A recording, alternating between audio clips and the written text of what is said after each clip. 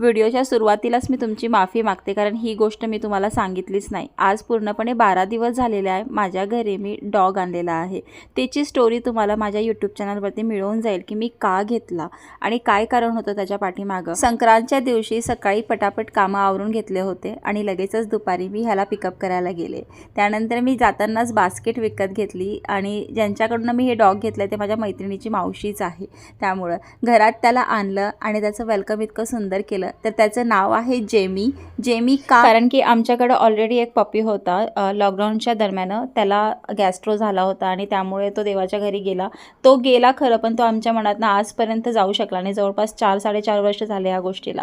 पण काही गोष्टी होत्या ज्यामुळे मी त्याला घेतलं नव्हतं पुन्हा विकत, पण आता मी पुन्हा घेतलेला आहे आणि आमच्या आयुष्यात हा इतका हॅपीनेस घेऊन आला आहे की दिवस कसा येतो आणि कुठे जातो आणि कुणाचंही टेन्शन अजिबात मला येत नाही। मी खूप खुश आहे। चला मग आज